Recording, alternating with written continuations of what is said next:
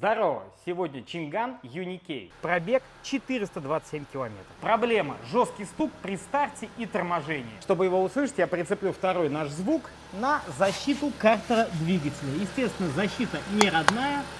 Сейчас вы все услышите. Итак, чтобы не сымитировать стук, мне нужно тронуться вперед.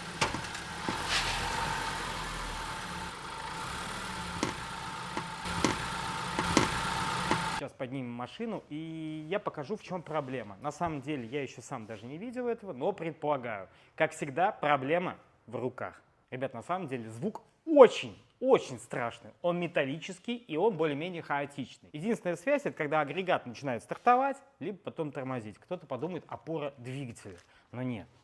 Итак, ребят, предположительно, стучит защита двигателя. Сейчас объясню почему. Мы видим, что подрамник крепится к кузову через салимблоки. В передней части также наличие салимблоков. Защита жестко прикручена к подрамнику. Теперь смотрим вот все внимание в это место. Мы видим здесь штатный крепеж, держит пыльник, и защита впилась в болт и в этот кронштейн, который жестко закреплен на кузове. Также хочу отметить, как ужасный дилер устанавливает защиту. Посмотрите, какие аккуратные вырезы под болты, чтобы удобно крутить было, как это все торчит, как это все напряжено. И вот это мерзкое место. Это мы видим на передней правой части защиты. Если мы посмотрим на переднюю левую, мы увидим, что там большой зазор, поэтому я сейчас ослабляю защиту и сдвигаю ее влево, чтобы выставить правильный зазор. Итак, мы добились одинаковых зазоров справа и слева. Теперь опускаем машину и пробуем. Прицепим звук в то же место.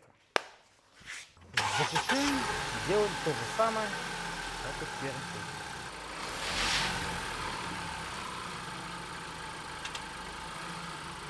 Все получилось, звука больше нет. Самое страшное во всем этом деле, что человек заплатил и за защиту, и за установку защиты. И сейчас, чтобы ему обратиться к дилеру, пришлось бы ждать, пришлось бы записывать, пришлось бы кучу времени тратить из-за того, что просто неправильно установлена была защита. И китайцы здесь ни при чем. Это были наши руки.